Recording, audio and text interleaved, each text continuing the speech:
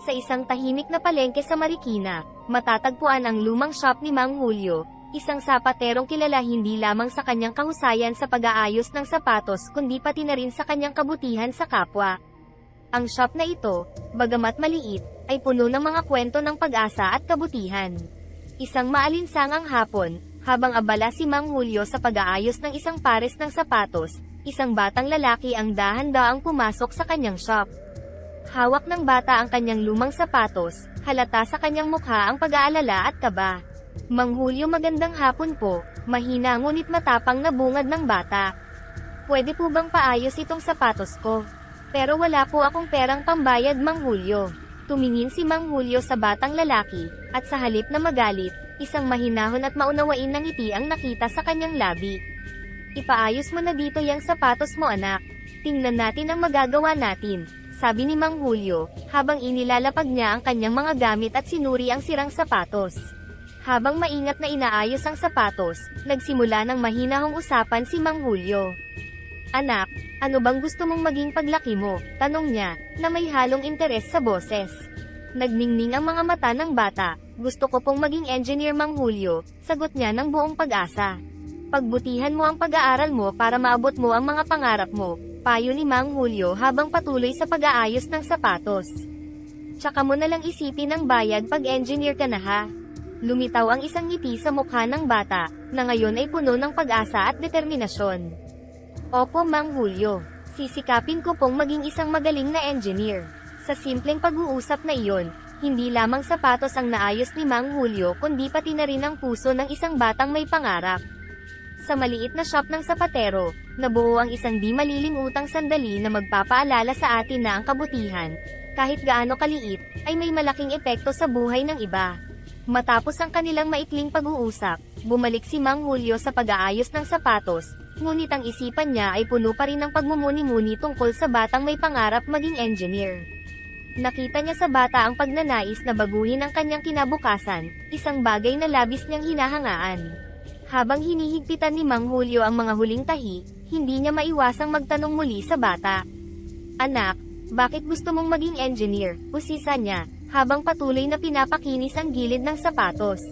Nais ko pong makatulong sa pagpapagawa ng mga tulay at kalsada para sa aming barangay, Mang Julio, sagot ng bata, ang kanyang mga mata ay kumikislap sa determinasyon. Marami po kasing lugar sa amin na mahirap marating, at gusto ko pong makatulong sa pagbabago doon. Napangiti si Mang Julio sa sinabi ng bata. Napakaganda ng hangarin mo, anak. Alam mo, sa pagtupad ng mga pangarap, kailangan ng sipag at tiyaga. Huwag mong kalimutan yan, ha? Opo, Mang Julio. Sisikapin ko po, tugon ng bata, na ngayon ay mas lumawak ang ngiti sa kanyang mukha. Nagpatuloy sila sa kanilang pag-uusap habang tinatapos ni Mang Julio ang pag-aayos ng sapatos. Tinanong niya ang bata tungkol sa kanyang pamilya, sa kanyang pag-aaral, at sa mga bagay na nagpapasaya sa kanya. Sa bawat salita ng bata, nadama ni Mang Julio ang bigat ng responsibilidad na tulungan siya, hindi lamang bilang isang sapatero kundi bilang isang kaibigan na nagbibigay ng suporta at pag-asa. Sa pagtatapos ng kanilang pag-uusap, iniabot ni Mang Julio ang sapatos sa bata. Ayan, tapos na ang sapatos mo. Ingatan mo to, ha? At tandaan mo ang pangako mo sa akin. Opo, Mang Julio. Hindi ko po kayo bibiguin. Maraming salamat po, sambit ng bata. Ang kanyang mga mata ay nagliliwanag sa tuwa at pasasalamat. Habang lumalabas ang bata sa tindahan, hindi maiwasan ni Mang Julio na mapaisip. Sa kabila ng kanyang edad at mga pinagdaanang hirap sa buhay, nadama niya ang isang bagong sigla. Isang panibagong layunin na tulungan ang mga batang tulad ng kanyang kausap, na may mga pangarap at umaasa sa kaunting kabutihan mula sa mga taong nakapaligid sa kanila. Sa gabing iyon, hindi lamang isang pares ng sapatos ang naibalik sa dating anyo, kundi pati na rin ang paniniwala ni Mang Julio sa kapangyarihan ng kabutihan at ang mahalagang papel nito, sa paghubog ng hinaharap ng kabataan. Ilang araw ang lumipas mula nang huling dumalaw ang bata, at ang pangyayaring iyon ay patuloy na gumugulo sa isipan ni Mang Julio. Sa bawat sapatos na kanyang inaayos, naaalala niya ang mukha ng batang mayroong pag-asa at pangarap. Isang hapon, habang abala si Mang Julio sa pagkukumpuni ng isang lumang sapatos, isang hindi pangkaraniwang bisita ang dumating sa kanyang tindahan. Isang maliit na nilalang na may suot na makulay na damit at may kakaibang ngiti sa kanyang mukha. Isang duwende ito, dala ang kanyang lumang sapatos na tila ilang siglo nang ginagamit. Magandang hapon Mang Hulyo. Ako'y humahanga sa iyong kabaitan sa mga bata. Maari mo ba akong tulungan na maayos itong aking sapatos? Malumanay na tanong ng duwende. Ang kanyang matay kumikislap sa lihim na kaalaman. Si Mang Hulyo, bagamat nagulat sa hindi inaasahang bisita, ay nagpakita ng kagandahang loob. Siyempre naman kaibigan. Upo ka muna at tingnan natin ang maaari kong magawa sa sapatos mo. Ani Mang Hulyo, na hindi may pinta ang pagtataka sa kanyang mukha. Habang inaayos ang sapatos, hindi napigilan ni Mang Hulyo na magtanong. Kakaiba ang iyong anyo kaibigan. Saan ka ba nanggaling, at paano mo nalaman ang tungkol sa akin? Ang duwende, na tila nag-aalangan sa una, ay ngumiti bago sumagot. Ako'y nagmula sa kagubatan na malayo dito, at nakita ko ang iyong mga kabutihan. Kami sa aming mundo ay palaging nagmamasid at nagpapasalamat sa mga taong may mabubuting puso tulad mo. Nang matapos ang pag-aayos, iniabot ni Mang Hulyo ang sapatos sa duwende. Ayan, parang bago na naman ang iyong sapatos. Sana ay makatulong ito sa iyong paglalakbay. Ang duwende, na tila may hinihintay na sandali, ay tumingin ng malalim kay Mang Hulyo at ngumiti. Bilang pasasalamat sa iyong kabutihan, may ibibigay ako sa iyong regalo. Mula sa kanyang bulsa, inilabas ng duwende ang isang maliit pero lumang martilyo, na nagliliwanag sa ilalim ng sinag ng araw. Napakaganda nito, pero bakit isang martilyo ang iyong regalo sa akin? Nagtatakang tanong ni Mang Hulyo, habang pinagmamasdan ang lumang martilyo na may kakaibang disenyo. Hindi ito basta-bastang martilyo Mang Hulyo. Ito ay may mahiwagang kapangyarihan na magpapaganda at magpapatibay ng anumang sapatos na iyong inaayos. Paglalahad ng duwende, ang kanyang mga mata ay nagniningning sa misteryo. Napaisip si Mang Hulyo, hindi lubos makapaniwala sa sinabi ng duwende. Mahiwagang martilyo. Paano ito gumagana? Tulad ng iyong kabutihan, hindi nangangailangan ng komplikadong proseso. Gamitin mo lamang ito sa iyong pag-aayos at makikita mo ang himala, sagot ng duwende, na may ngiting nagpapahiwatig ng isang malalim na katotohanan. Nang umalis ang duwende, naiwan si Mang Hulyo na may hawak na mahiwagang martilyo, puno ng pagtataka at kuryosidad. Sa kanyang isipan, umiikot ang mga tanong at posibilidad. Ang simpleng araw ng pagkukumpuni ay naging isang araw ng mahiwagang pagtuklas. Pagkatapos ng kakaibang tagpo sa duwende, si Mang Hulyo ay nagpatuloy sa kanyang pang-araw-araw na gawain sa shop. Bagamat nasa isip niya ang mahiwagang martilyo, pinili niyang itago ito at hindi ipaalam kahit kanino ang tungkol sa natanggap niyang regalo. Sa kanyang puso, naramdaman niya na ang martilyo ay may espesyal na layunin na dapat niyang ingatan. Isang umaga, habang walang tao sa tindahan, nagpasya si Mang Hulyo na subukan ang kapangyarihan ng martilyo. Kinuha niya ang isang pares ng sapatos na matagal nang hindi naayos dahil sa labis na pagkasira. Dala ng pag-usisa at pag-asa, maingat niyang ginamit ang martilyo sa pagkukumpuni. Habang kumakatok ang martilyo sa bawat bahagi ng sapatos, nakita niya ang unti-unting pagbabago. Ang mga sirang parte at mga gasgas ay nawala, at ang sapatos ay tila bumalik sa bagong estado. Si Mang Hulyo ay halos hindi makapaniwala sa kanyang nakita. Sa kanyang isip, umikot ang mga katanungan at paghanga sa mahiwagang kapangyarihan na nasa kanyang mga kamay. Sa halip na ibunyag ang lihim na ito, pinili ni Mang Hulyo na manatiling tahimik. Naisip niya na ang mahalaga ay ang maitulong niya sa kanyang mga kapwa, lalo na sa mga nangangailangan, at hindi ang pagkilala o papuri mula sa iba. Hindi nagtagal, napansin ng mga tao sa bayan ang kakaibang pagbabago sa kalidad ng kanyang pag-aayos. Mang Hulyo, bakit parang iba ang gawa mo ngayon?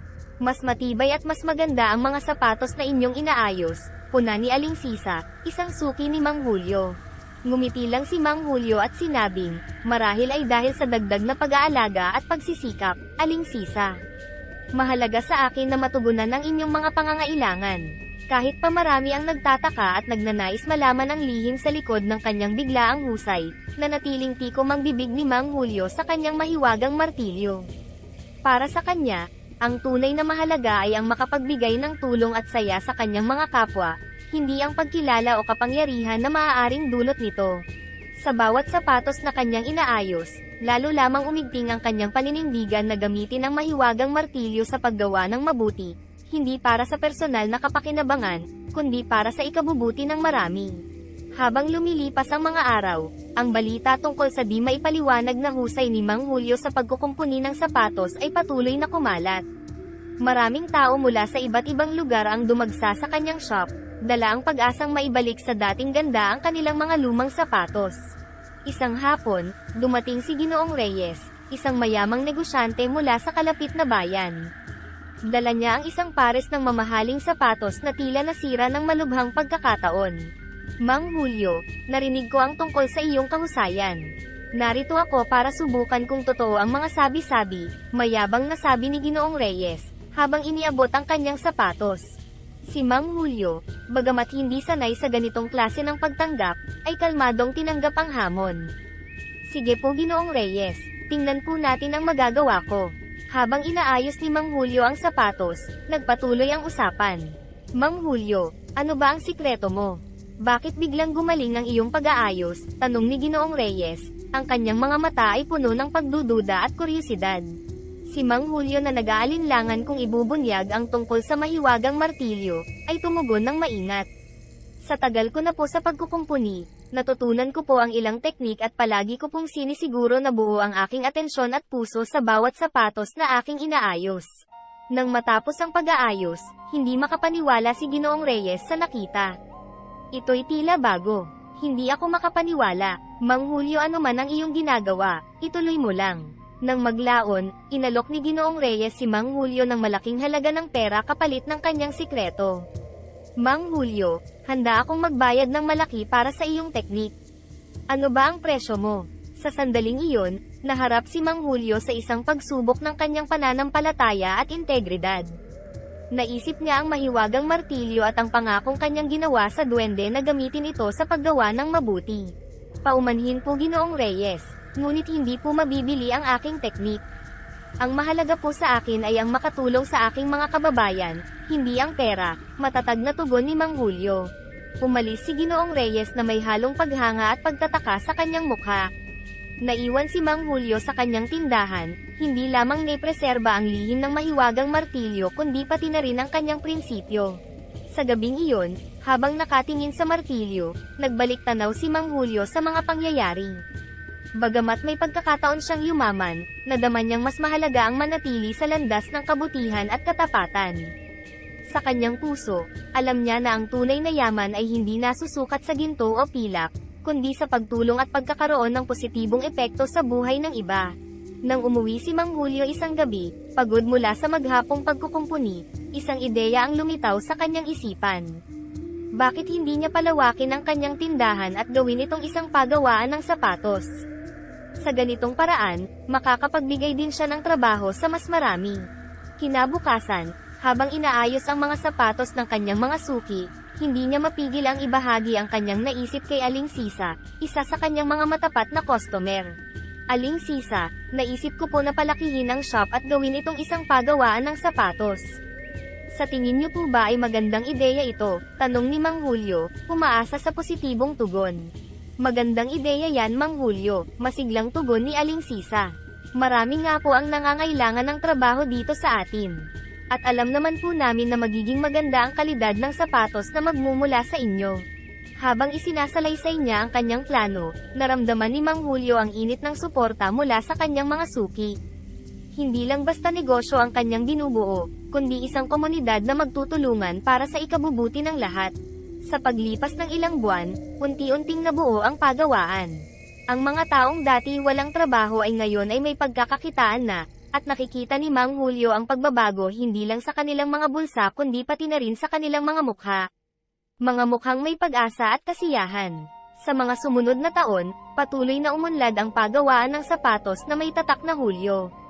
Ang dati simpleng shop ni Mang Julio at ngayon ay isang maunlad na pagawaan na, ay naging simbolo ng pag-asa at kabutihan sa kanilang bayan. Sa kabila ng tagumpay, nanatiling mapagkumbaba si Mang Julio. Nagpagawa siya ng isang mas maayos na bahay, sapat lamang para sa kanyang pangangailangan, at ipinagpatuloy ang simpleng pamumuhay. Sa paglipas ng panahon, ang tatak na Julio ay hindi lamang sumikat sa kanilang bayan kundi pati na rin sa mga malalaking mall. Ngunit sa kabila ng tagumpay, hindi kailanman nakalimutan ni Mang Julio ang kanyang ugat at ang malasakit sa mga mahihirap, lalo na sa mga estudyanteng katulad ni Marco, ang batang unang nagpagawa ng sapatos sa kanya noon. Isang araw, habang namamahagi si Mang Julio ng mga libreng sapatos sa isang lokal na paaralan, isang pamilyar na mukha ang kanyang nakita sa mga estudyanteng masayang pumipila. Si Marco, na ngayon ay isa ng masigasig na mag-aaral sa high school. Magandang umaga po Mang Julio, bati ni Marco, ang kanyang mga mata ay kumikislap sa tuwa at paggalang. Hindi ko po inakala na kayo ang magbibigay ng libreng sapatos dito. Maraming salamat po, Marco, ikaw pala yan. Tanda ko pa nung unang dinala mo sa akin ang iyong sapatos para ipaayos, sabi ni Mang Julio, ang kanyang mukha ay sumasalamin sa kasiyahan at pagtataka. Kumusta na ang iyong pag-aaral? Mabuti naman po Mang Julio. Patuloy po akong nagsisikap sa aking pag-aaral. Pangarap ko pa rin po na maging isang engineer balang araw, sagot ni Marco, ang kanyang boses ay puno ng determinasyon at pag-asa. Nadama ni Mang Julio ang isang malalim na koneksyon at pagmamalaki para kay Marco. Nakakatuwa naman na marinig yan Marco. Dahil dyan, nais kong suportahan ka palalo. May programa kami ngayon ng pagbibigay ng scholarship sa mga masisipag na estudyante. Nais kong ikaw ang maging isa sa mga makakatanggap nito, ani Mang Julio. Ang kanyang mga salita ay nag-aalok ng isang bagong pagkakataon at pag-asa. Labis ang tuwa ni Marco, halos hindi siya makapaniwala sa narinig. Talaga po Mang Julio, napakalaking tulong po niyan para sa akin at sa aking pamilya. Maraming salamat po. Habang inaayos ang pagbibigay ng scholarship kay Marco, pinagmasdan ni Mang Julio ang bawat estudyanteng lumalapit sa kanya. Bawat pares ng sapatos na kanyang ipinamahagi ay simbolo ng kanyang walang sawang pagtulong at paniniwala sa kapangyarihan ng edukasyon. Sa pagtatapos ng araw, hindi lamang sapatos ang naipamahagi ni Mang Julio, naibahagi rin niya ang pag-asa at inspirasyon sa maraming kabataan. Ang kwento ni Marco at ng marami pang tulad niya ay patunay na ang kabutihang nagsimula sa isang munting shop ng sapatos ay maaaring magbunga ng malalim at malawakang pagbabago sa buhay ng marami. Sa paglago ng negosyo ni Mang Julio, sumabay din ang pag-unlad ng buhay ng kanyang mga trabahador. Ang dating munting shop ay naging isang malaking pagawaan ng sapatos na nagbibigay ng hanap buhay sa maraming tao. Isang araw, nag-organisa si Mang Julio ng isang pagtitipon para sa lahat ng kanyang mga empleyado. Sa pagtitipong ito, nais niyang ipahayag ang kanyang pasasalamat sa kanilang pagsisikap at dedikasyon. Magandang hapon sa inyong lahat, bungad ni Mang Julio, ang kanyang tinig ay puno ng emosyon. Nais kong pasalamatan ang bawat isa sa inyo. Dahil sa inyong kasipagan at dedikasyon, patuloy na lumalaki at umuunlad ang ating negosyo. Ang mga trabahador, na nagtipon sa malaking bulwagan, ay masayang nakikinig at nakatingin sa kanilang pinuno. Isa sa kanila, si Mang Berting, ay tumayo at nagpahayag ng kanyang pasasalamat. Mang Julio, sa ngalan po ng lahat ng trabahador dito, gusto po naming magpasalamat sa inyo, sabi ni Mang Berting, ang kanyang boses ay nanginginig sa damdamin. Dahil po sa inyong pagtitiwala at sa pagkakataong ibinigay sa amin, marami sa amin ang nakapagpatayo ng bahay, nakapagpaaral ng mga anak, at higit sa lahat, nakaramdam ng dignidad sa trabaho. Sumang-ayon si Mang Julio, ang kanyang mga mata ay tumutulo ng luha ng kaligayahan at pagmamalaki. Wala akong ibang hangad kundi ang makita kayong lahat na umuunlad. Hindi lang ito negosyo para sa akin, ito ay isang pamilya, isang komunidad na nagtutulungan. Nagsimula ng magpalakpakan ang mga tao, ang bawat isa ay nagpapahayag ng kanilang paghanga at pasasalamat kay Mang Julio. Sa gitna ng pagtitipon, ramdam ni Mang Julio ang init ng pagmamahal at pasasalamat mula sa kanyang mga empleyado. Bilang pagtatapos ng araw, inihayag ni Mang Julio ang kanyang plano na magpatuloy sa pagbigay ng mga benepisyo, training, at scholarship programs para sa mga empleyado at kanilang mga pamilya. Ang tagumpay ng Hulyo ay tagumpay nating lahat. Patuloy tayong magtulungan at mag-angat sa isa't isa, pangako ni Mang Julio. Sa pagtatapos ng kabanata, hindi lamang isang negosyo ang lumago kundi isang komunidad na puno ng pag-asa, suporta, at pag-unlad. Si Mang Julio, sa kanyang simpleng pagsisimula at mahiwagang martilyo, ay hindi lamang nag-iwan ng marka sa industriya ng sapatos kundi pati na rin sa puso ng bawat tao na kanyang natulungan at naapektuhan. Sa paglubog ng araw, tinitigan ni Mang Julio ang kanyang lumang shop, na ngayon ay simbolo na ng pag-unlad at pag-asa. Ang kwento niya at ng mahiwagang martilyo ay isang paalala na ang tunay na tagumpay at yaman ay nasusukat sa dami ng buhay na ating napabuti at napasaya.